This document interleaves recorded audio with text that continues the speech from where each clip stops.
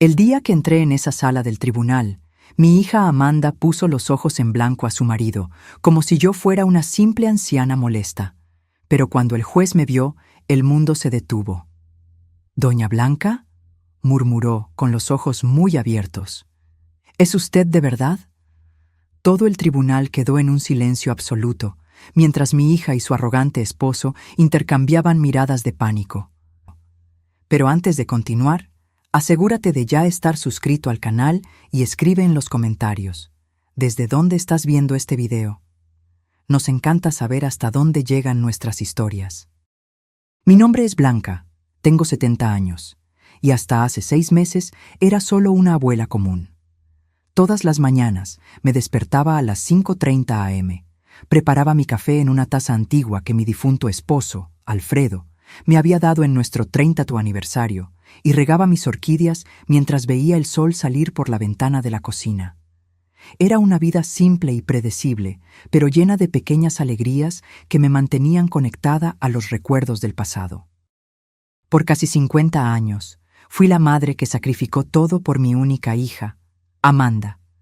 Trabajé como limpiadora durante el día, costurera por la noche, y los fines de semana vendía antojitos caseros en el mercado local. Todo para que Amanda pudiera estudiar en buenas escuelas y tener la vida que yo nunca tuve. Cuando ella se casó con Ricardo, un hombre con ojos fríos y una sonrisa que nunca llegaba a sus ojos, me tragué mi incomodidad y los recibía para el almuerzo del domingo con mis mejores platillos y una sonrisa que escondía mis preocupaciones.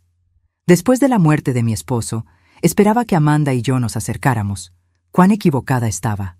En lugar de encontrar consuelo una en la otra, ella empezó a verme como una carga. Sus visitas se volvieron mecánicas, sus llamadas más raras. La forma en que ella miraba la casa donde la crié, la casa donde dio sus primeros pasos, donde celebramos todos sus logros, cambió completamente. Ya no era un hogar de recuerdos, sino un activo a ser adquirido. La mayor decepción de mi vida sucedió un martes lluvioso de octubre. Yo había preparado bacalao con papas, la receta que a Amanda le encantaba en la infancia. Puse el mantel bordado que hice cuando entró a la universidad y hasta compré un arreglo de flores frescas para la ocasión. Cuando ellos llegaron, Ricardo entró sin tocar, como si ya fuera el dueño de la casa. Se tiró en el sillón que había pertenecido a mi Alfredo y encendió el televisor sin siquiera saludarme. Amanda traía una carpeta de documentos y esa mirada distante que había desarrollado en los últimos años, una mirada que pertenecía a una extraña, no a la niña que un día me tomaba la mano con tanta confianza. «Mamá, necesitamos hablar», dijo con una voz fría que me estremeció hasta los huesos. Se sentó en el borde del sofá, como si no quisiera quedarse ahí por mucho tiempo. «Ricardo y yo decidimos que esta casa es demasiado grande para usted. Ya no puede mantenerla sola». Sentí que mi corazón se apretaba mientras ella continuaba. «Encontramos un gran residencial para personas de su edad. Tendrá compañía, actividades, asistencia médica». «Pero Amanda, esta es nuestra casa», respondí, mi voz fallando.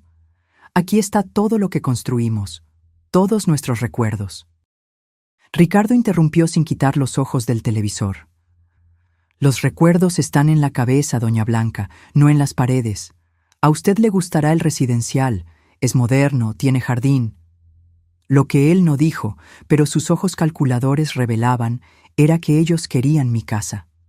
La casa que Alfredo y yo construimos con tanto sacrificio a lo largo de décadas. La casa donde guardábamos no solo recuerdos, sino también una parte de nuestras almas. Amanda puso la carpeta sobre la mesa. «Ya nos encargamos de toda la documentación. Solo tiene que firmar». Su voz era mecánica, como si estuviera hablando sobre un contrato cualquiera, no sobre arrancar a su propia madre del único lugar que me quedaba en el mundo.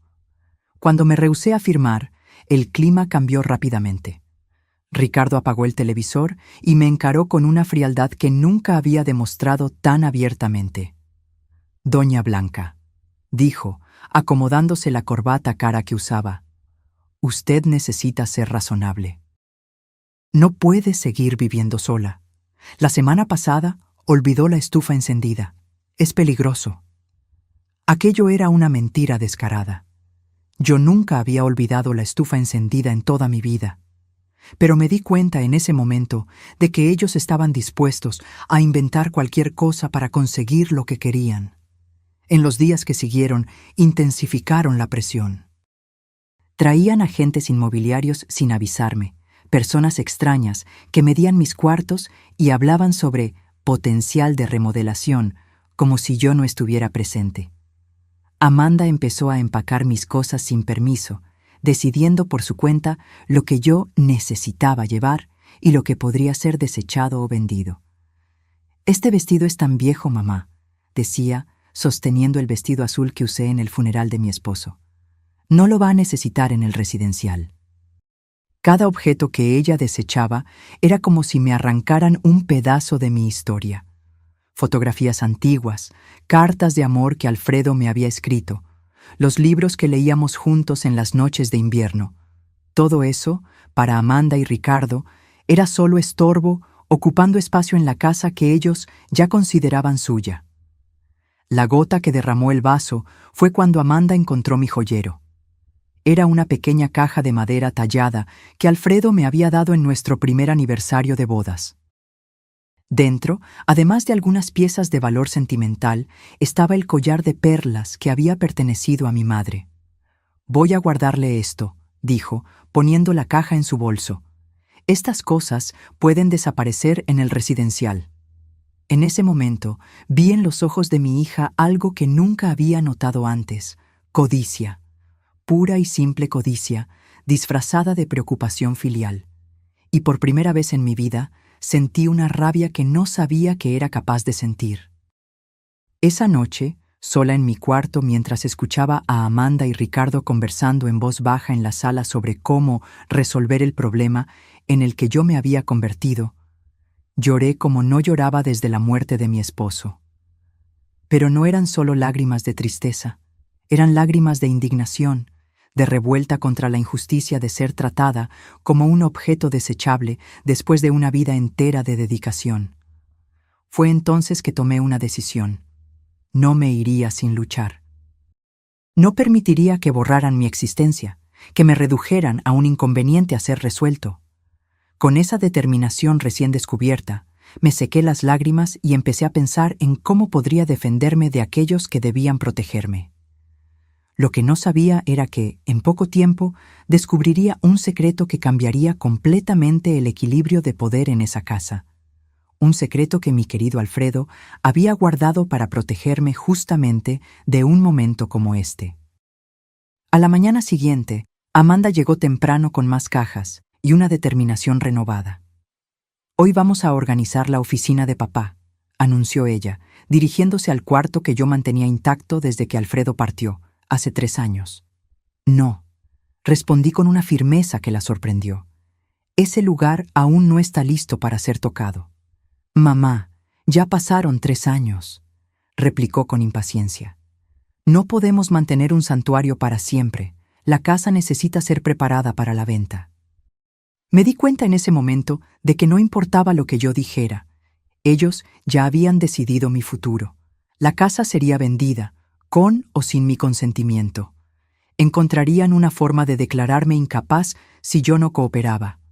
Cuando Amanda salió a buscar más cajas en el auto, entré en la oficina y cerré la puerta con llave.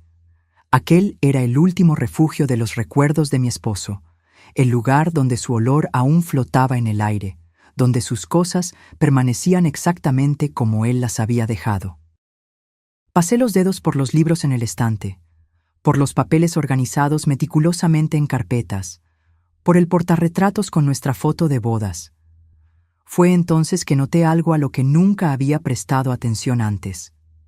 En el último estante de la librería, escondida detrás de una hilera de enciclopedias antiguas, había una pequeña caja fuerte empotrada en la pared. En 47 años de matrimonio, nunca supe de su existencia. Mis manos temblaban mientras yo intentaba imaginar la combinación. Probé nuestra fecha de matrimonio, el cumpleaños de Alfredo, el nacimiento de Amanda. Nada funcionó. Finalmente, en un impulso, intenté la fecha en que nos conocimos, esa tarde lluviosa de domingo en que nos refugiamos bajo el mismo toldo de una pastelería. Para mi sorpresa, la caja fuerte se abrió. Dentro había una carpeta de cuero con las iniciales de Alfredo grabadas en dorado. Al abrirla, encontré documentos que me dejaron sin aliento. Escrituras de propiedades, extractos bancarios de cuentas que yo desconocía, certificados de acciones en empresas de renombre, pólizas de seguros con valores que me hacían dar vueltas la cabeza. Y en medio de todo eso, un sobre sellado con mi nombre escrito en la caligrafía inconfundible de mi esposo. Con las manos temblorosas, abrí el sobre y empecé a leer. Mi querida Blanca, si estás leyendo esta carta, significa que yo ya partí y que tú encontraste lo que guardé para proteger tu futuro. Perdóname por mantener en secreto nuestros verdaderos recursos financieros durante todos estos años. No fue por falta de confianza, sino por precaución. Siempre desconfié de las intenciones de Ricardo. Hay algo en él que me preocupaba desde el principio. Una ambición desmedida que me hizo temer por lo que podría suceder cuando yo ya no estuviera aquí para protegerte. Por eso, monté esta red de seguridad silenciosamente, invirtiendo cada centavo extra que conseguíamos ahorrar. Todo lo que está documentado en esta carpeta te pertenece exclusivamente a ti. Amanda solo tendrá derecho a una pequeña parte si, y solamente si, te cuida con el mismo amor y dedicación que tú siempre tuviste por ella. En caso contrario, tú tienes todo el poder para protegerte. Usa este poder con sabiduría, mi amor, no por venganza, sino para garantizar el respeto que te mereces. En el fondo, Amanda es una buena persona, solo fácilmente influenciable. Pero si necesitas defenderte, ahora tienes los medios para hacerlo. Con todo mi amor, para toda la eternidad, Alfredo. Las lágrimas corrían por mi rostro mientras yo absorbía cada palabra.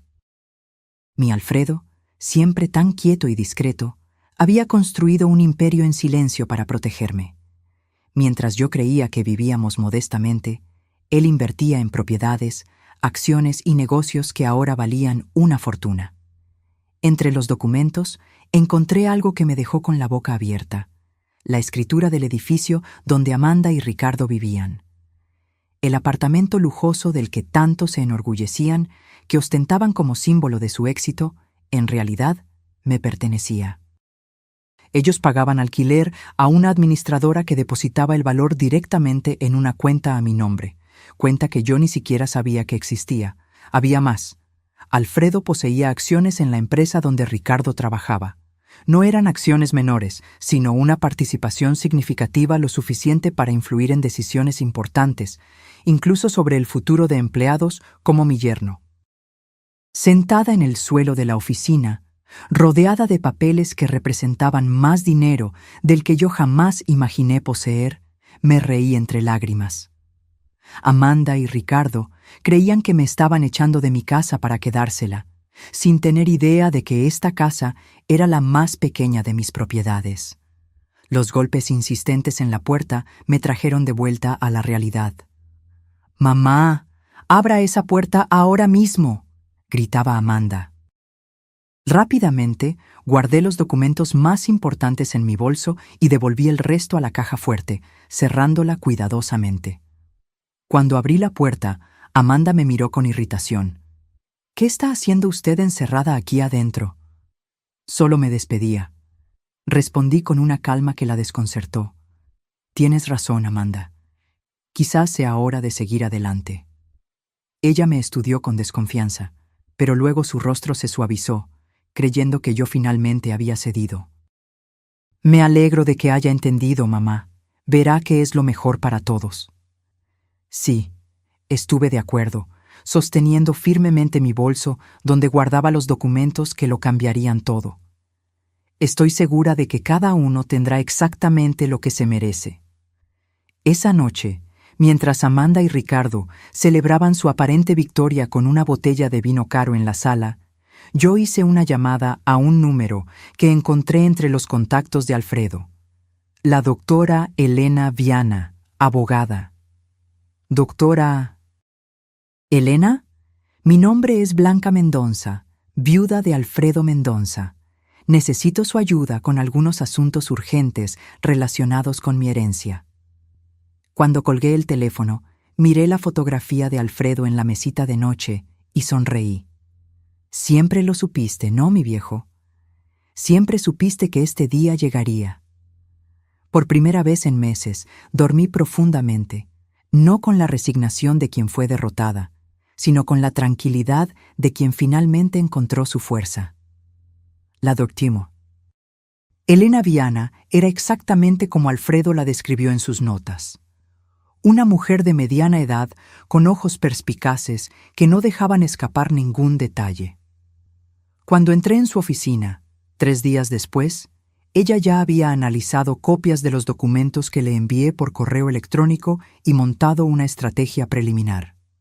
Doña Blanca, dijo después de ofrecerme un café, su esposo fue extremadamente meticuloso. Todos los documentos están en orden, las inversiones fueron hechas de forma legal y el testamento es absolutamente incontestable. Usted es, sin duda, una mujer muy rica. Esas palabras sonaban extrañas para mí, que siempre viví contando centavos para llegar a fin de mes. Pero la abogada continuó, mostrándome un informe detallado de todos mis activos. Lo más interesante, observó, es que su esposo estructuró todo de forma que su hija y yerno no puedan impugnar. La cláusula de comportamiento en el testamento es particularmente ingeniosa. Ellos solo tendrían derecho a una parte de los bienes si la cuidaran a usted con amor y respeto. Considerando lo que usted me contó sobre los intentos de ellos de removerla de su propia casa, podemos argumentar con facilidad que esa cláusula fue violada. ¿Qué debo hacer ahora?, pregunté, aún intentando absorber la magnitud de la situación. Elena se inclinó hacia adelante con un brillo determinado en los ojos. Primero, no firme absolutamente nada que ellos le pongan delante. Segundo, necesito que usted mantenga la apariencia de que aún no descubrió nada. Cuanto más se expongan, mejor para nuestro caso. ¿Y en cuanto a la casa? Déjelos pensar que vencieron, por ahora. Finja que está considerando la mudanza al residencial. Pida visitar el lugar. Cuestione sobre los costos. Cuanto más se rebelen, más munición tendremos. En las semanas siguientes, seguí las orientaciones de Elena al pie de la letra. Permití que Amanda y Ricardo continuaran con sus planes, fingiendo resignación mientras secretamente documentaba cada conversación, cada amenaza velada, cada intento de menospreciarme o de hacerme parecer incapaz. Ricardo llegó a traer un médico amigo para evaluar mi condición mental, un hombre que apenas me examinó antes de sugerir que yo podría estar desarrollando demencia. Grabé toda la consulta fraudulenta en mi celular siguiendo las instrucciones de Elena.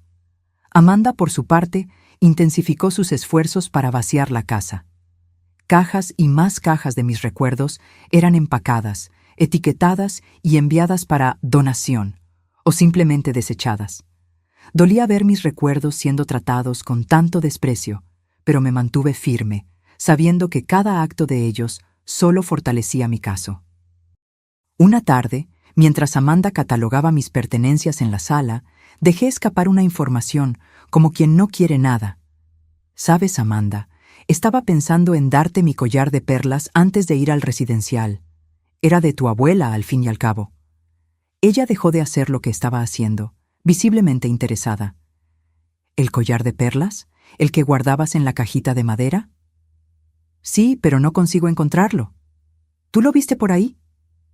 Amanda se ruborizó ligeramente. No. No sé de qué está hablando. Es extraño, continué inocentemente. Tampoco encuentro los aretes de zafiro que tu papá me dio en nuestro 40º aniversario. Espero que no se hayan perdido en la mudanza. Vi la incomodidad en sus ojos, la culpa momentánea que pronto fue sustituida por una excusa mal elaborada sobre haber guardado mis joyas en un lugar seguro. Más tarde, reporté esa conversación a Elena, que sonrió satisfecha. Perfecto, estamos construyendo un caso sólido de abuso patrimonial. El momento decisivo vino cuando, siguiendo el consejo de Elena, pedí visitar el tal residencial antes de tomar mi decisión final. Amanda y Ricardo me llevaron un domingo, mostrándome un lugar que parecía más un depósito de ancianos que el paraíso que habían prometido. Cuartos minúsculos, empleados sobrecargados y un olor a desinfectante que apenas disimulaba el olor a orina en el aire. ¿No es maravilloso, mamá?, Amanda preguntó con entusiasmo forzado. Mire, hasta tiene una sala de televisión comunitaria. Miré la deprimente sala donde media docena de ancianos miraban fijamente un televisor antiguo y sentí que mi estómago se revolvía. ¿Cuánto cuesta este lugar?, pregunté. Ricardo respondió prontamente. No se preocupe por eso. Venderemos su casa y el dinero será más que suficiente para cubrir los costos por muchos años. ¿Y si vivo más tiempo que el dinero? El silencio que siguió fue respuesta suficiente. Ellos no habían pensado en eso, o peor, habían pensado y no les importaba. De vuelta a casa, permanecí en silencio mientras ellos discutían animadamente sus planes para remodelar la casa tan pronto yo me fuera. Hablaban sobre derrumbar paredes, modernizar la cocina, transformar mi cuarto en una oficina en casa para Ricardo. ¿Y el cuarto de papá?, pregunté de repente. Amanda vaciló. Bueno, estábamos pensando en transformarlo en un cuarto de huéspedes o quizás un closet más grande. Entiendo, respondí, mirando por la ventana del auto para esconder el dolor en mis ojos. Esa noche, llamé a Elena y le dije, «Estoy lista, vamos a seguir con el plan». 2 días después, Amanda y Ricardo aparecieron con los papeles finales para la transferencia de la casa y mi internamiento en el residencial. Un hombre de traje los acompañaba, el abogado de ellos, que después descubrí que era solo un amigo de Ricardo que trabajaba como consultor inmobiliario. «Mamá, le trajimos los documentos para que firme», Amanda anunció, esparciendo papeles por la mesa de la cocina. «Tan pronto firme aquí y aquí, podemos finalizar su mudanza al residencial. Ya reservamos una vacante para la próxima semana». Miré los papeles con calma, fingiendo estudiarlos mientras escuchaba el timbre sonar. «¿Quién puede ser?», preguntó Ricardo, irritado con la interrupción. «Debe ser mi amiga Margarita», respondí inocentemente. Le pedí que viniera a ayudarme con algunas cosas. Cuando Ricardo abrió la puerta, no fue Margarita quien entró, sino Elena Viana, acompañada por un oficial de justicia y un asistente social. «Buenas tardes», dijo con una sonrisa profesional. «Soy la doctora Elena Viana, abogada de la señora Blanca Mendonza.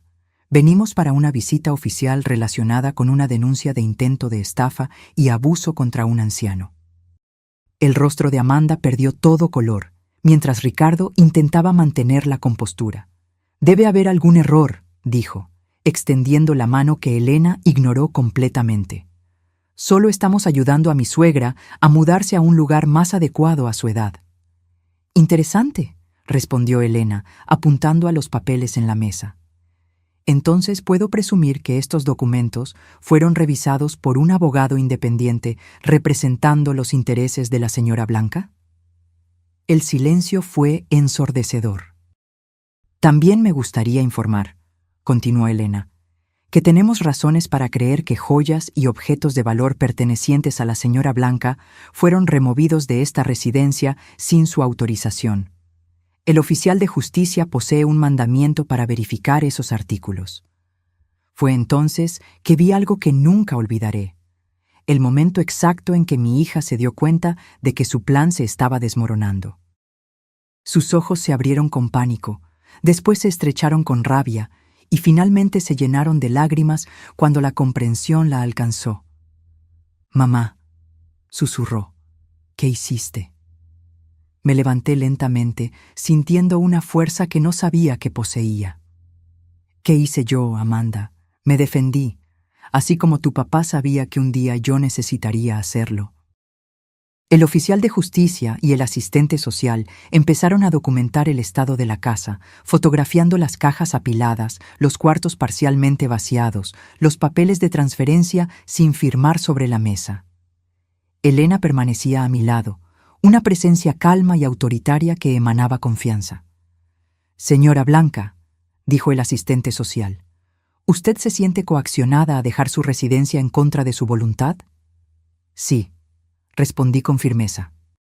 «Mi hija y mi yerno me han presionado por meses, llegando a amenazar con declararme mentalmente incapaz si yo no accedía a ir a un asilo».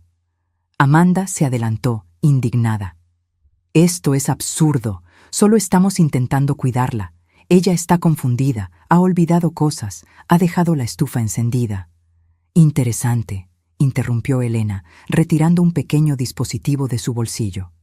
«Tengo aquí grabaciones de los últimos 2 meses que contradicen esa afirmación, incluyendo una conversación donde el señor Ricardo admite haber inventado el incidente de la estufa para convencer a la señora Amanda de que su madre no podría más vivir sola». Ricardo palideció. «Eso es ilegal. Usted no puede grabar personas sin consentimiento». «En realidad», Elena sonrió, «la señora Blanca grabó conversaciones en su propia casa, donde ella tiene todo el derecho de proteger sus intereses. Además, tenemos informes médicos recientes atestando su plena capacidad mental, realizados por profesionales independientes, no por amigos médicos traídos por el señor». El asistente social hizo anotaciones en su tabla, mientras el oficial de justicia continuaba su trabajo metódico. Amanda se desplomó en una silla, llorando abiertamente ahora. «Mamá, ¿por qué está haciendo esto con nosotros? Somos su familia». «¿Familia?», repetí, sintiendo una mezcla de tristeza e indignación. «¿Fue como familia que empacaste mis recuerdos como si fueran basura? ¿Fue como familia que tomaste las joyas de tu abuela sin permiso? ¿Fue como familia que tú y Ricardo planearon abandonarme en un asilo de 5ª categoría para quedarse con mi casa?» «No es así», sollozó. «Ricardo me convenció de que era lo mejor para usted. Él dijo que usted estaba perdiendo la memoria, que era peligroso que usted viviera sola». «¿Y tú le creíste a él en vez de confiar en tu propia madre?», pregunté, sintiendo que mi corazón se rompía de nuevo. «¿Me conoces tampoco así?». Ricardo, dándose cuenta de que la situación estaba fuera de control, intentó recuperar la autoridad. «Esto es un malentendido que podemos resolver en familia. No necesitamos abogados u oficiales de justicia. Doña Blanca, siempre quisimos lo mejor para usted». «¿Lo mejor?», Elena intervino. «Como los intentos de transferir la propiedad de la casa al nombre de la señora Amanda, antes incluso de la mudanza de la señora Blanca al residencial, o los retiros no autorizados de la cuenta bancaria de la señora Blanca en los últimos meses». Los ojos de Amanda se abrieron. «No sé de qué está hablando, mamá. Juro que no tomé su dinero». «No, tú no lo tomaste», respondí con calma. «Pero Ricardo sí. Tengo extractos bancarios mostrando transferencias hechas con mi tarjeta a una cuenta conjunta de ustedes, en fechas en las que yo ni siquiera estaba en casa». Ricardo se ajustó la corbata, visiblemente incómodo. «Debe haber algún error». «No hay error alguno», continué, sintiendo una extraña calma envolverme. «Así como no es error que ustedes pensaban que yo era una anciana pobre e indefensa, fácil de manipular y desechar. Pero hay algo que ustedes no saben». Caminé lentamente hasta mi bolso y retiré una carpeta de documentos que Elena había preparado para mí. «Tu papá, Amanda, no era solo el contador discreto que conociste. Él construyó silenciosamente un imperio financiero a lo largo de los años, y te lo dejó todo a ti».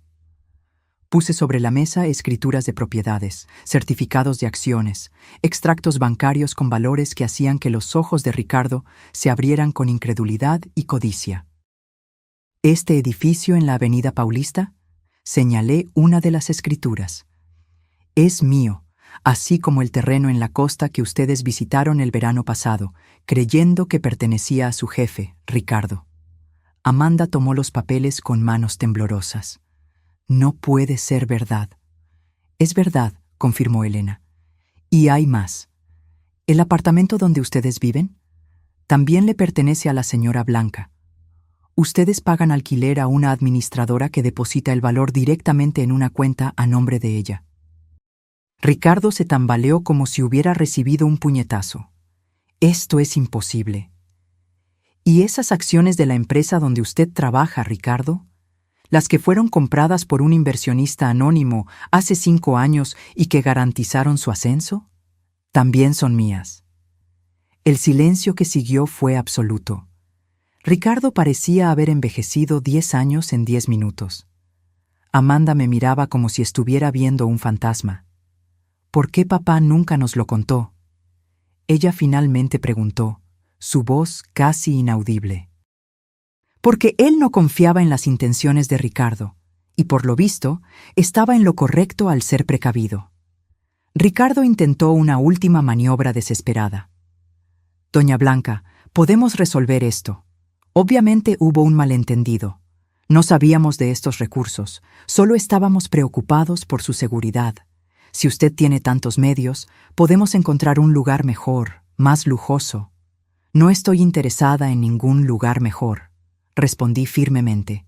Esta es mi casa, y aquí me voy a quedar. ¿Y en cuanto a nuestro apartamento? Amanda preguntó, con lágrimas corriendo por su rostro. ¿Nos va a desalojar? Eso depende, respondí, sintiendo una mezcla de dolor y determinación. ¿De cuánto ustedes están dispuestos a aprender sobre respeto, dignidad y amor verdadero? Elena entonces tomó la palabra. Mientras tanto, tengo aquí una orden judicial temporal impidiendo que cualquiera de ustedes remueva más artículos de esta casa o intente transferir su propiedad. También solicitamos la devolución inmediata de todos los bienes ya removidos, especialmente las joyas de familia y documentos personales. Amanda se derrumbó en sollozos, mientras Ricardo permanecía paralizado, como si intentara procesar toda la información que acababa de recibir. El oficial de justicia continuaba su trabajo, fotografiando metódicamente cada cuarto, cada documento, cada prueba de lo que había sucedido en esa casa. Yo sugiero, dijo Elena con voz firme, que ustedes dos salgan ahora y piensen muy bien sobre sus próximos pasos. Estamos preparados para llevar este caso adelante, con todas sus consecuencias legales, a menos que lleguemos a un acuerdo que respete integralmente los derechos y deseos de la señora Blanca. Ricardo finalmente recuperó la voz, pero ya no era el hombre arrogante que yo conocía. Había miedo en sus ojos. ¿Cuánto vale todo esto?, preguntó, haciendo un gesto en dirección a los documentos. Elena sonrió fríamente. Mucho más de lo que usted jamás podría pagar en una vida entera de trabajo, señor Ricardo. Ahora sugiero que ustedes se retiren. Cuando la puerta se cerró detrás de ellos, sentí que mis piernas flaqueaban. Elena me amparó hasta el sofá, donde me desplomé, exhausta emocionalmente. Usted fue muy valiente, dijo, sentándose a mi lado. No todos tendrían la fuerza para enfrentar a la propia familia de esa manera. No sé si fue coraje o desesperación, confesé, observando al asistente social aún haciendo anotaciones. Nunca quise llegar a este punto. Desafortunadamente, muchas veces son los que más amamos, los que más nos lastiman, Elena respondió. Pero ahora usted está en control. ¿Qué desea hacer a seguir? Miré alrededor de la sala, a las paredes que presenciaron tantos momentos de mi vida, a los espacios vacíos donde antes había fotografías y recuerdos. Quiero recuperar mis cosas, respondí con firmeza. Y después, quiero que Amanda entienda exactamente lo que ella hizo. No por venganza, sino porque ella necesita aprender. En los días que siguieron, recibí llamadas desesperadas de Amanda. Al principio, las ignoré todas, siguiendo el consejo de Elena para mantener distancia hasta que los aspectos legales fueran resueltos. Ricardo, por otro lado, desapareció completamente. Supe después que él había pedido licencia en el trabajo y viajado para resolver asuntos personales. Una semana después de la confrontación, Elena me trajo noticias. Recibimos una propuesta de acuerdo, dijo, entregándome una carpeta. Su yerno está dispuesto a devolver todas sus posesiones, reconocer públicamente que usted está en pleno dominio de sus facultades mentales y renunciar a cualquier reivindicación sobre su casa o patrimonio. ¿Y qué quiere él a cambio?, pregunté, conociendo demasiado bien el carácter de Ricardo para creer en arrepentimiento sincero. Que usted no use su influencia como accionista para perjudicarlo en la empresa y que no lo desaloje del apartamento inmediatamente. Él pide 6 meses para encontrar otro lugar. Consideré la propuesta por un momento. ¿Y Amanda? ¿Qué dice ella sobre esto? Elena vaciló. Su hija no participó en esta negociación. Por lo que entendí, hay tensiones en el matrimonio después de la revelación. Aquello no me sorprendió. Ricardo siempre había sido el tipo de hombre que abandona el barco cuando empieza a hundirse. Ahora que sabía que no conseguiría mi fortuna, probablemente ya estaba culpando a Amanda por el fracaso del plan. Diga a Ricardo que acepto sus condiciones, con una salvedad.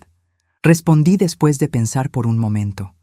Si él quiere permanecer en el apartamento por 6 meses, tendrá que aumentar el valor del alquiler en 50%. Al fin y al cabo, ahora él sabe quién es el verdadero propietario. Elena sonrió. Será un placer transmitir su mensaje. 2 semanas después, recibí una visita inesperada. Amanda estaba en mi puerta, sola, con ojeras profundas y el rostro marcado por noches de insomnio. ¿Puedo pasar?, preguntó tímidamente, tan diferente de la mujer arrogante que había intentado echarme de mi propia casa.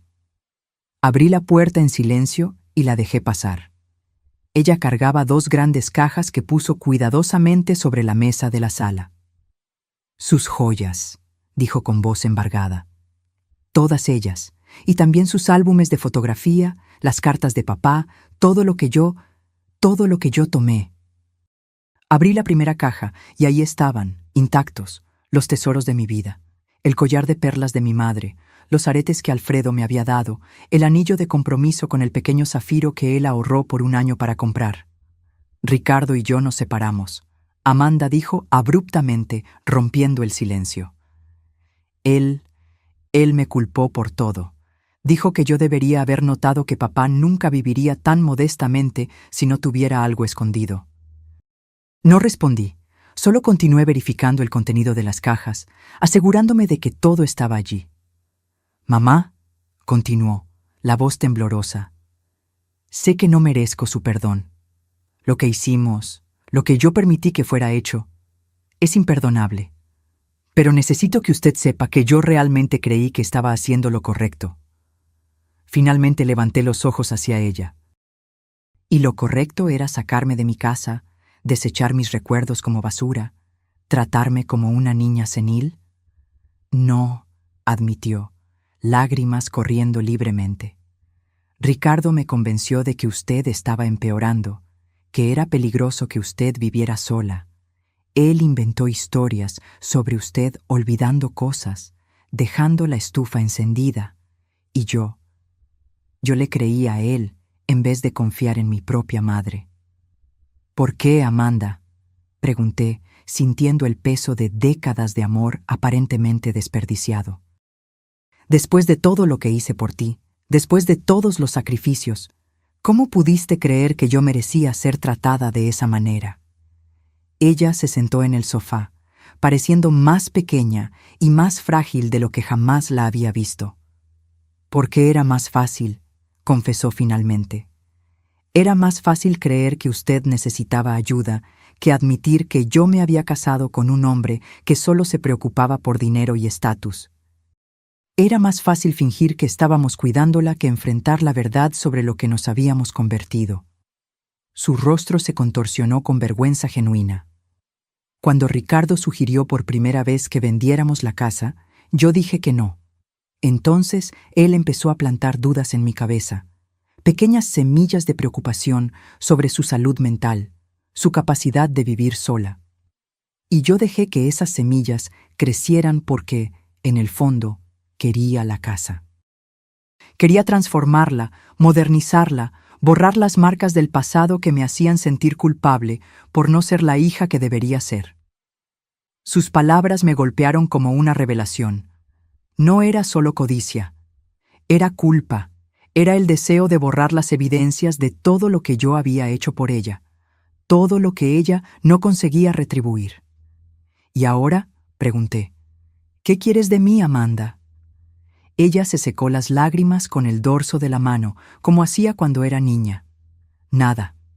No merezco nada de usted. Solo vine a devolverle lo que es suyo y a decir que, aunque usted nunca me perdone, yo sé lo que hice y voy a pasar el resto de la vida intentando ser una persona mejor. Miré a mi hija, pues, a pesar de todo, ella aún era mi hija. Y vi algo que no veía en años: honestidad. No la manipulación calculada que Ricardo había perfeccionado, ni la falsa preocupación que ella había exhibido en los últimos meses, sino vulnerabilidad genuina. ¿Dónde estás viviendo?, pregunté. Con una amiga por ahora. Estoy buscando un apartamento pequeño que pueda pagar con mi salario. Asentí, absorbiendo la información. ¿Y el apartamento? Ricardo está allá, ella respondió. Él se quedó con casi todo en el acuerdo de separación. Dijo que era lo mínimo que yo podía hacer después de arruinar nuestros planes. No pude evitar sonreír con la ironía. Ricardo continuaba siendo Ricardo, hasta el final. Amanda, dije finalmente, no puedo prometer que las cosas volverán a ser como antes. Rompiste algo profundo entre nosotras y va a tomar tiempo, si es que algún día sucede, reconstruir esa confianza. Ella asintió, aceptando mis palabras sin protesta. Pero, continué, tu papá creía que en el fondo tú aún eras la niña que él crió. Él creía que podrías encontrar tu camino de vuelta a la persona que deberías ser. Papá siempre fue mejor en ver el bien en las personas que yo, ella murmuró. Sí, estuve de acuerdo. Y quizás yo necesite aprender a tener un poco más de esa fe. No la perdoné ese día. No la invité a volver a casa, ni prometí olvidar lo que había sucedido. Pero cuando ella se levantó para irse, no la impedí de abrazarme brevemente, un contacto tímido e inseguro que contenía tanto arrepentimiento como esperanza. Después de que ella partió, me quedé sola con mis joyas recuperadas y el dolor de una traición que aún estaba muy fresca. Pero por primera vez en meses, también sentí algo diferente. No solo la satisfacción de haberme defendido, sino la posibilidad, aunque remota, de curación. 2 semanas después de la visita de Amanda, recibí una llamada inesperada de Elena. Doña Blanca, surgió una situación que usted debería saber. Ricardo no pagó el alquiler aumentado conforme a nuestro acuerdo y, por lo que supe, está planeando dejar el país. ¿Dejar el país? ¿Para dónde? Aparentemente, él tiene un primo en España. Mis fuentes en su empresa indican que él renunció y ya está vendiendo sus pertenencias. Aquello no me sorprendió. Ricardo siempre fue del tipo que huye cuando las cosas se ponen difíciles. Lo que me sorprendió fue lo que Elena dijo a seguir. Hay otra cosa. Amanda me buscó ayer, pidiendo ayuda jurídica. Ella descubrió que Ricardo vació sus cuentas conjuntas antes de la separación y la dejó con diversas deudas a su nombre. Sentí un pinchazo en el pecho. A pesar de todo, era mi hija la que estaba sufriendo. ¿Qué pretende hacer ella? Estamos entrando con medidas cautelares para impedir que él salga del país sin resolver sus pendientes. Pero, sinceramente, creo que él ya transfirió el dinero al exterior. Amanda está prácticamente en bancarrota, además de endeudada. Después de colgar, me quedé mirando por la ventana por un largo tiempo, observando el jardín donde Amanda solía jugar cuando era niña. Recordé la carta de Alfredo, de sus palabras sobre usar el poder no para lastimar, sino para proteger y enseñar. Al día siguiente, le pedí a Elena que preparara algunos documentos y llamé a Amanda. Necesitamos hablar, dije simplemente. Ella llegó puntualmente, vestida con ropas simples que yo nunca la había visto usar. El glamour de esposa de ejecutivo había desaparecido completamente. Elena me contó sobre Ricardo. Empecé tan pronto nos sentamos. Sobre las deudas, el dinero, todo. Amanda asintió resignadamente. Él planeó todo eso hace meses, Mientras fingíamos preocuparnos por usted, él ya estaba preparando su huida. Fui tan estúpida, mamá, tan ciega. Muchas mujeres inteligentes son engañadas por hombres como Ricardo, respondí. No te culpes por eso. Cúlpate por lo que tú me hiciste a mí, no por lo que él te hizo a ti. Ella bajó los ojos, aceptando la dura verdad en mis palabras. Tengo una propuesta para ti, continué, deslizando una carpeta por la mesa. No es caridad ni perdón automático, es una oportunidad. Amanda abrió la carpeta dubitativamente y sus ojos se abrieron al leer el contenido.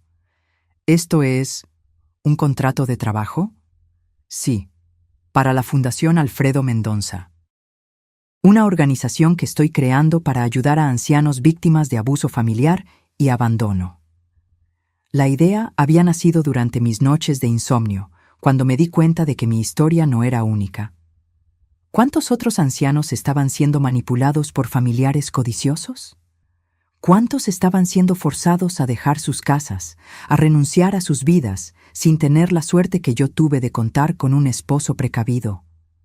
¿Usted quiere que yo trabaje para usted? Amanda preguntó, confundida. Quiero que tú trabajes para la fundación. Tu conocimiento en administración será útil. El salario es modesto, pero justo, y hay una cláusula de vivienda. Puedes ocupar el apartamento pequeño en el fondo de esta casa, lo que te ahorrará en alquiler mientras reorganizas tu vida. ¿Por qué? Ella susurró. ¿Por qué haría esto por mí después de todo? Me levanté y caminé hasta la ventana, observando mi jardín floreciendo bajo el sol de la tarde. No estoy haciendo esto por ti, Amanda. Estoy haciendo por la mujer que tú puedes llegar a ser. Por la hija que tu papá creía que tú aún eras, en el fondo. Y estoy haciendo por todos los ancianos que no tuvieron la suerte que yo tuve, que no tienen cómo defenderse. Me di la vuelta para encararla. Tu trabajo será arduo y frecuentemente doloroso. Vas a escuchar historias que te recordarán lo que tú misma intentaste hacerme a mí. Tendrás que mirar a los ojos de personas que fueron traicionadas por aquellos que debían amarlas. Y, quizás, a través de ese trabajo, tú entiendas verdaderamente lo que intentaste hacer. Amanda sostenía el contrato con manos temblorosas. No sé si merezco esta oportunidad. Probablemente no la mereces, respondí con honestidad. Pero tu papá siempre decía que el perdón no es algo que se merezca, es algo que se ofrece. No estoy lista para perdonarte completamente, pero estoy dispuesta a ofrecer un camino. En los meses que siguieron, transformé mi dolor en propósito. Con la ayuda de Elena, creé la Fundación Alfredo Mendonça, usando parte de la fortuna que mi esposo había acumulado para defender a aquellos que no podían defenderse solos. Compramos una casa grande, cerca de la mía, y la transformamos en un centro de apoyo jurídico y emocional para ancianos en situación de vulnerabilidad. Amanda, fiel a su palabra, trabajaba incansablemente. Al principio, los otros empleados de la fundación la trataban con desconfianza. Todos conocían nuestra historia, que yo nunca intenté esconder. Pero con el tiempo, su dedicación genuina empezó a ganar respeto. La vía de redención no fue fácil para ella. Hubo días en que llegaba a casa, pues el pequeño apartamento en el fondo de mi casa se había convertido en su hogar, con los ojos rojos de tanto llorar después de escuchar historias particularmente dolorosas de ancianos abandonados o explotados. ¿Cómo puede mirarme todos los días sabiendo lo que yo intenté hacer?, me preguntó una noche, cuando nos encontramos en la cocina compartida. Porque veo que estás intentando cambiar, respondí simplemente. Y porque tu papá creía que tú podías ser mejor. Ricardo nunca regresó. Supimos, a través de contactos de la fundación, que él se había establecido en España y ya estaba involucrado con otra mujer, una viuda rica, por coincidencia o patrón. Parte de mí se preguntaba si debería alertarla, pero otra parte sabía que algunos depredadores solo son detenidos cuando encuentran una presa que muerde de vuelta. Un año después de la creación de la fundación, recibí una honra que nunca esperé, un premio de derechos humanos por nuestro trabajo con ancianos vulnerables. El día de la ceremonia, Mientras me preparaba para dar mi discurso, miré a la platea y vi a Amanda en la primera fila, aplaudiendo con lágrimas en los ojos. Esa noche, después de la ceremonia, mientras caminábamos por el jardín de mi casa, nuestro jardín, como estaba empezando a pensar, Amanda me entregó un pequeño paquete. «¿Qué es esto?», pregunté. «Ábralo», ella respondió nerviosamente. Dentro había un libro artesanal, hecho a mano. En las páginas, Amanda había pegado fotografías antiguas de nuestra familia, muchas de las mismas fotos que ella había empacado tan descuidadamente un año antes, pero ahora cada una venía acompañada de una carta escrita a mano, recordando el momento capturado y reflexionando sobre el significado de esos recuerdos. «Pasé meses buscando estas fotos», ella explicó.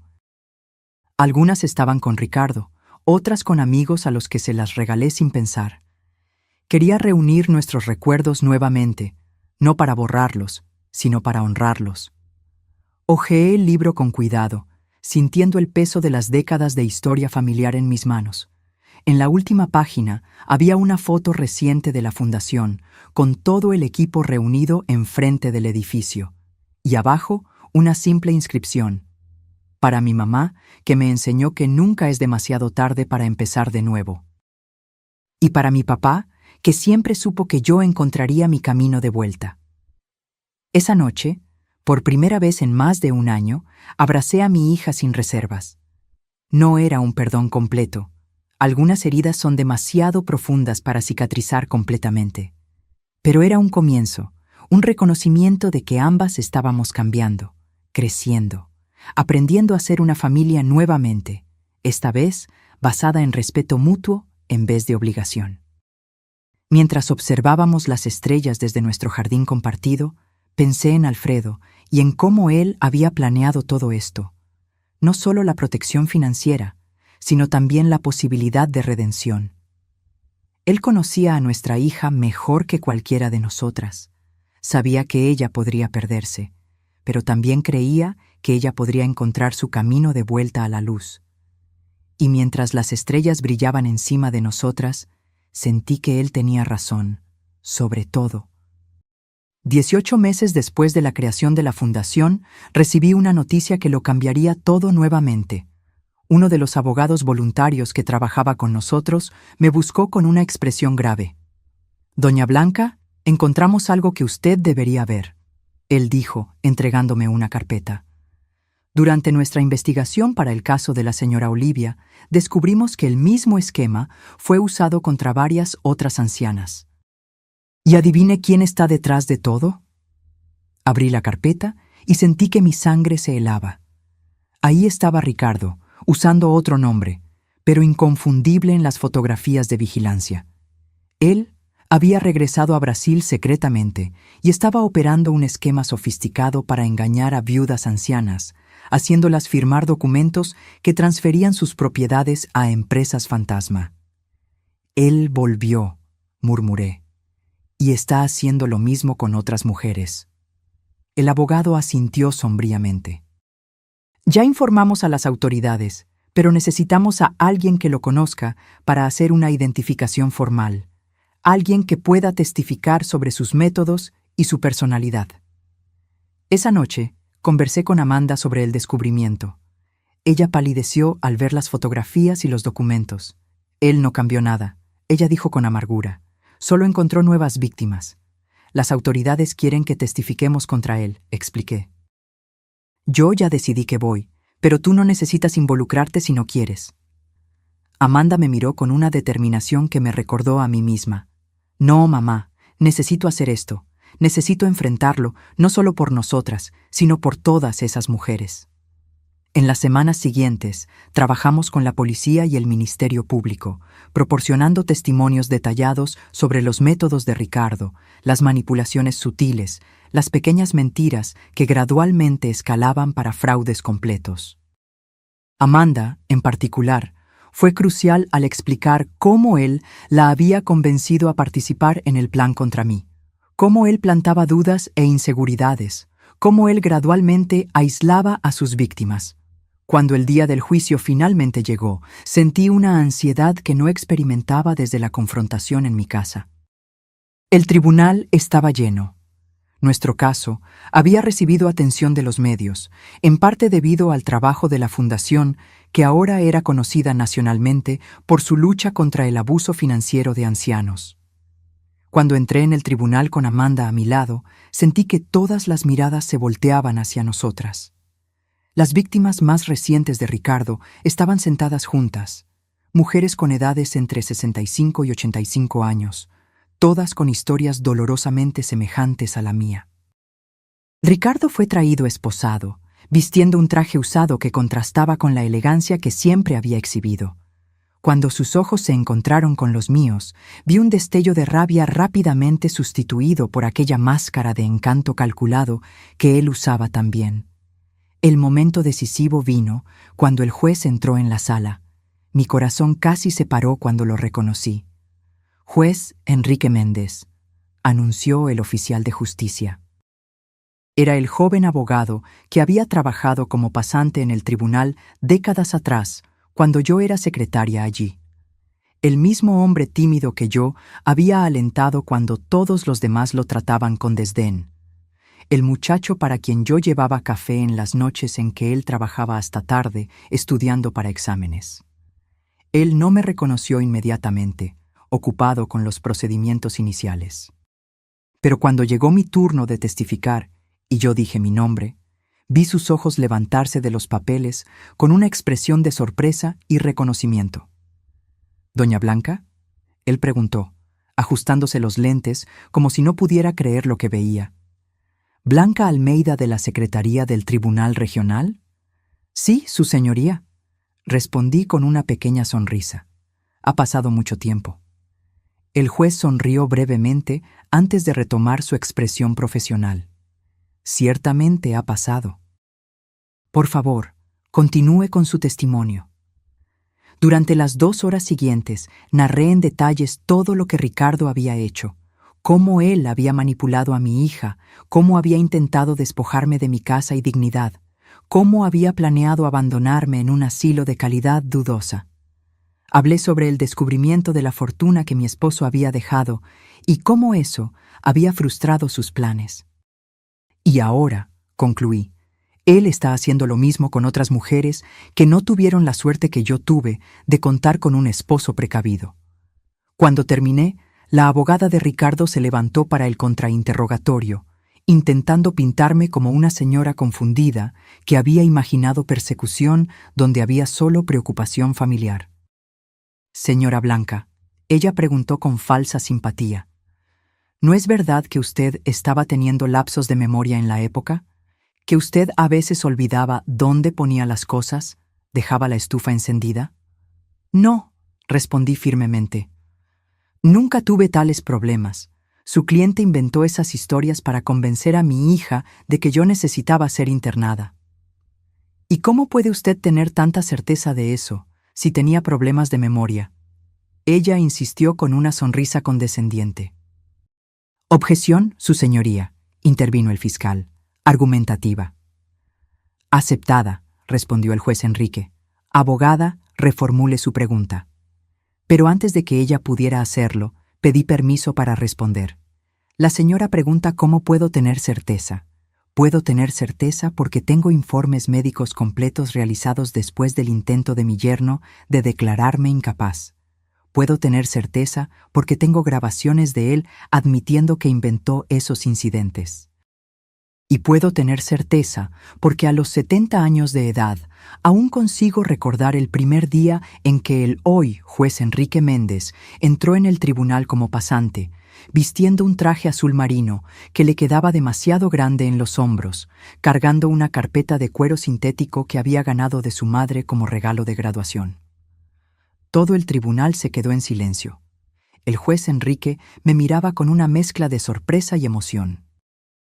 Me acuerdo de cada detalle de ese día, así como me acuerdo de cada detalle del día en que mi yerno y mi hija intentaron convencerme de que yo ya no era capaz de cuidarme a mí misma. Mi memoria, señora abogada, está perfectamente intacta. El silencio que siguió fue roto solo por el sonido de la pluma del juez rasgando algo en su libreta de anotaciones. Amanda testificó enseguida, con una valentía que me llenó de orgullo. Ella habló abiertamente sobre cómo había sido manipulada, sobre su propia culpa y arrepentimiento, sobre el camino de redención que había encontrado a través del trabajo en la fundación. Ricardo me convenció de que mi mamá estaba perdiendo la capacidad mental, ella explicó con la voz embargada. Él empezó con pequeñas sugerencias. ¿Notaste cómo tu mamá olvidó el nombre de aquel actor? ¿Viste cómo confundió las fechas? Hasta que empecé a ver problemas donde no existían. Cuando Ricardo finalmente testificó, fue como ver a un actor en escena. Él negó todas las acusaciones. Se pintó como un yerno preocupado que solo quería lo mejor para su suegra. Llegó a derramar lágrimas falsas al hablar sobre cómo estaba herido con las acusaciones. Pero entonces el fiscal presentó las evidencias, grabaciones, documentos falsificados, testimonios de todas las otras víctimas cuyas historias eran casi idénticas a la mía. Y finalmente, registros bancarios mostrando cómo él había desviado dinero de todas ellas. Al final del juicio, que duró 3 días, el juez Enrique Méndez pronunció su sentencia. Ricardo Alves da Costa. Este tribunal lo considera culpable de todas las acusaciones de estafa, falsedad ideológica, coacción y abuso contra ancianos vulnerables. El señor explotó la confianza de familiares y de mujeres que, en sus años dorados, merecían protección y respeto, no manipulación y robo. El juez ajustó los lentes, mirando directamente a Ricardo. Particularmente perturbador para este tribunal es la frialdad con que el señor planeó y ejecutó sus crímenes, apuntando específicamente a personas que el señor consideraba débiles e incapaces de defenderse. Él hizo una pausa, entonces continuó con una voz que combinaba autoridad y emoción contenida. Por estos crímenes, condeno al señor a 12 años de reclusión en régimen cerrado, además de la restitución integral a las víctimas y multa proporcional al daño causado. Mientras Ricardo era llevado fuera del tribunal, el juez Enrique me miró y me hizo un pequeño gesto de reconocimiento que pocos notaron, pero que para mí significó todo. Un recordatorio de que bondades pequeñas, como alentar a un joven pasante inseguro décadas atrás, pueden regresar cuando menos se espera. Al salir del tribunal, fuimos rodeadas por reporteros y por otras ancianas que habían asistido al juicio para buscar inspiración y esperanza. Una señora de cerca de 80 años se acercó a mí con lágrimas en los ojos. «Usted me dio valor», ella dijo, tomando mis manos. Después de verla en el periódico hablando sobre la fundación, me di cuenta de que mi sobrino estaba haciendo lo mismo conmigo. Gracias a usted, conseguí parar antes de que fuera demasiado tarde. Esa noche, en casa, Amanda y yo nos sentamos en el jardín con una botella de vino, celebrando no solo la victoria en el tribunal, sino también el camino que habíamos recorrido juntas. ¿Sabes qué es lo más irónico?, ella dijo, mirando a las estrellas. Si Ricardo nunca hubiera intentado tomar su casa, la fundación jamás habría existido. Todas esas mujeres que estamos ayudando ahora no tendrían a dónde ir. Tu papá siempre decía que incluso en las peores situaciones podemos encontrar propósito, respondí. Creo que, al final, él estaba en lo correcto sobre eso también. Amanda sonrió, una sonrisa que finalmente alcanzaba sus ojos, recordándome a la niña que ella había sido antes de que Ricardo entrara en nuestras vidas. Él estaría orgulloso de usted, mamá, de todo lo que usted construyó a partir del dolor. De nosotras dos, corregí gentilmente. Él siempre supo que tú encontrarías tu camino de vuelta. Miramos al cielo estrellado en silencio por algunos minutos, cada una perdida en sus propios pensamientos. La fundación se había convertido en más que solo un trabajo para nosotras. Era una misión compartida, un propósito que nos reconectó de una forma que yo nunca imaginé ser posible después de todo lo que habíamos pasado. Lo que sucedió hoy en el tribunal, Amanda dijo finalmente, cuando el juez la reconoció, fue como ver al destino desenvolviéndose, como si todas las piezas finalmente encajaran. La vida es así, respondí. A veces las gentilezas que ofrecemos regresan cuando más las necesitamos. Nunca imaginé que aquel joven pasante tímido un día se convertiría en el juez que condenaría a Ricardo. Usted siempre fue así, ¿no? Siempre ayudando a los otros sin esperar nada a cambio. Sonreí, recordándome de todos los pequeños gestos a lo largo de mi vida que nunca consideré extraordinarios. Llevar café a pasantes que trabajaban hasta tarde, defender a empleados más jóvenes de jefes tiránicos, ofrecer un hombro amigo a colegas en dificultades. Es solo la forma como fui criada, respondí. Tu abuela siempre decía que la bondad es la única inversión que nunca falla. Amanda levantó su copa. A la justicia y a la bondad que siempre regresa. 5 años pasaron desde el juicio de Ricardo. La Fundación Alfredo Mendonça se volvió una referencia nacional en la defensa de los derechos de los ancianos. Lo que empezó como una pequeña oficina de apoyo jurídico se expandió para 3 unidades en diferentes ciudades, ofreciendo no solo asistencia legal, sino también apoyo psicológico, actividades sociales y, más recientemente, vivienda temporal para ancianos en situación de vulnerabilidad. En una mañana soleada de primavera, yo estaba sentada en el jardín de la fundación, observando a un grupo de señoras participando de una clase de tai chi, cuando Amanda se acercó con un sobre en las manos. Llegó hoy, ella dijo, entregándome el sobre con el sello del Ministerio de Justicia.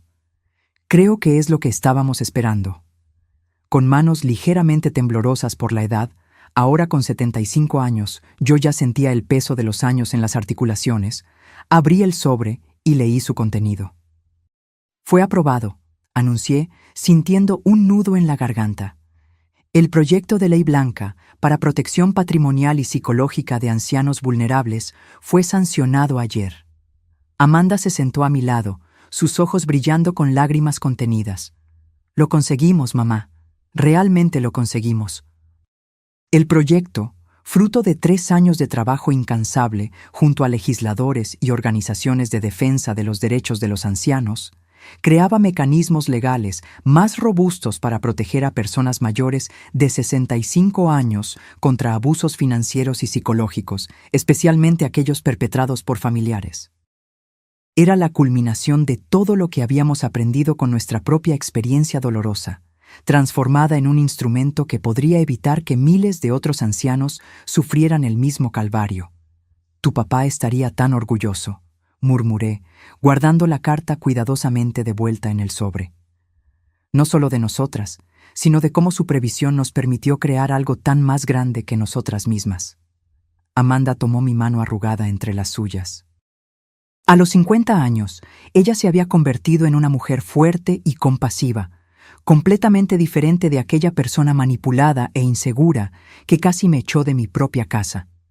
Su trabajo en la fundación la había transformado, así como me había transformado a mí.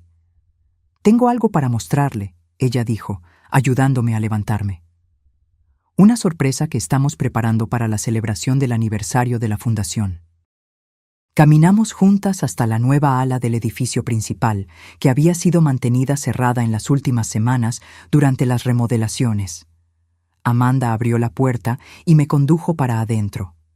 Las paredes, antes vacías, ahora estaban cubiertas con fotografías, docenas de ellas enmarcadas cuidadosamente. Eran rostros de ancianos a los que habíamos ayudado a lo largo de los años, cada uno con una pequeña placa contando brevemente su historia. Este es el corredor de las historias, Amanda explicó. Queremos que todos los que visiten la fundación vean los rostros y conozcan las historias de las personas que ayudamos, para que entiendan que cada anciano no es solo un caso, sino una vida entera de experiencias, recuerdos y dignidad. En el centro de la pared principal había un espacio vacío esperando un cuadro más grande. Y aquí, ella continuó, irá su fotografía, mamá, con la historia que empezó todo esto. Sentí que mis ojos se llenaban de lágrimas. No sé si merezco un lugar de destaque así. Al fin y al cabo, tuve suerte. Muchos otros no tienen la protección que Alfredo me dejó. Es exactamente por eso que su historia necesita ser contada, Amanda insistió. Para mostrar que resistir es posible, que nunca es demasiado tarde para defenderse y que incluso las peores traiciones pueden eventualmente llevar a algo bueno. Caminamos lentamente por el corredor, parando para leer algunas de las historias. La señora Olivia, 82 años, que recuperó su casa después de que el sobrino intentó venderla sin su consentimiento. El señor Alberto, 77 años, que escapó de un matrimonio abusivo después de décadas de manipulación psicológica. La señora Carmen, 90 años, que denunció a los hijos por apropiación indebida y ahora daba conferencias sobre independencia financiera en la tercera edad. Todas esas personas, dijo Amanda, encontraron su voz y su fuerza porque usted encontró la suya primero. Esa noche, después de un día cansado pero gratificante, regresé a mi casa, la misma casa que casi perdí 5 años antes.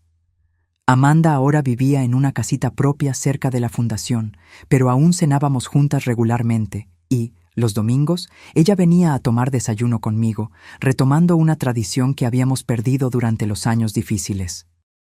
Me senté en el porche con una taza de té, observando el jardín que Alfredo tanto amaba y que ahora estaba más bonito que nunca.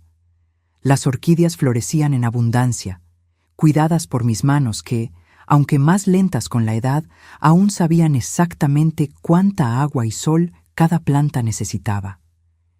Pensé en cómo mi vida había cambiado completamente en estos últimos años. De la casi tragedia de perder mi casa y dignidad, surgió un propósito que nunca imaginé tener. De la traición de mi única hija, nació una reconciliación más profunda y verdadera de lo que nuestro relacionamiento anterior jamás había sido. En la mesa al lado de mi sillón estaba el viejo joyero que Amanda había intentado llevarse, ahora devuelto y restaurado. Lo abrí y tomé el collar de perlas de mi madre, pasando los dedos por las cuentas lisas y brillantes. Mañana lo usaría en la ceremonia de conmemoración del aniversario de la fundación, donde sería anunciado oficialmente el proyecto de ley blanca. Un pequeño sobre en el fondo de la caja me llamó la atención. Lo abrí y encontré una nota escrita a mano por Amanda. Mamá, nunca podré borrar completamente el dolor que causé, pero espero seguir siendo digna de la segunda oportunidad que usted me dio. Cada día en la fundación me recuerda que nuestro trabajo no es solo sobre leyes y derechos, sino sobre restaurar la dignidad que muchos intentan quitar de nuestros ancianos. Gracias por enseñarme que nunca es demasiado tarde para empezar de nuevo. Nunca es demasiado tarde para hacer lo correcto. Con todo mi amor y gratitud, Amanda. Guardé la nota de vuelta en la caja, sintiendo una paz que solo viene cuando finalmente entendemos que incluso las experiencias más dolorosas pueden llevarnos a lugares que nunca imaginamos alcanzar. A la mañana siguiente, cuando me preparaba para la ceremonia, miré mi reflejo en el espejo. Vi los cabellos blancos que ahora usaba con orgullo, las arrugas que marcaban un rostro que había conocido tanto sufrimiento como alegría, los ojos que habían llorado tantas lágrimas, pero que ahora brillaban con propósito y satisfacción. Y pensé en lo que diría en mi discurso, en las palabras que me gustaría que otras mujeres de mi edad escucharan y se llevaran consigo. Nunca es demasiado tarde para defenderse. Nunca es demasiado tarde para transformar dolor en propósito. Y nunca, jamás, es demasiado tarde para descubrir su propia fuerza, incluso cuando aquellos que debían protegerla son los mismos que intentan derribarla. Cuando llegué a la fundación esa mañana, fui recibida por una multitud de rostros sonrientes. El equipo que habíamos construido, los ancianos que habíamos ayudado, autoridades y partidarios que creían en nuestra causa. Y en el centro de todo, Amanda, ahora directora ejecutiva de la fundación, me esperaba con un abrazo cálido y sincero. Al subir al escenario para dar mi discurso, miré a todas esas personas y sentí una profunda gratitud por todo. Sí, por todo, incluso por los intentos de Ricardo y Amanda de quitarme todo. Porque sin aquella oscuridad, yo jamás habría descubierto la luz que ahora iluminaba tantas otras vidas. Mi nombre es Blanca, empecé, ajustando el micrófono. Tengo 75 años y esta es la historia de cómo casi lo perdí todo, solo para encontrar un propósito más grande de lo que jamás imaginé. Y mientras compartía mi jornada, vi en los ojos de la platea el reconocimiento, la esperanza y, más importante, la determinación de que mi historia no sería única, que juntas estábamos creando un mundo donde los ancianos serían tratados con el respeto y la dignidad que merecen. Al final del discurso, cuando los aplausos resonaban por el salón, miré al cielo a través de las ventanas altas y sonreí. ¿Viste, Alfredo?, pensé. Tuviste razón, sobre todo. Ahora, si te gustó esta historia, dale clic ya a este próximo video que está apareciendo en la pantalla porque en él la historia de traición y giro como nunca antes viste.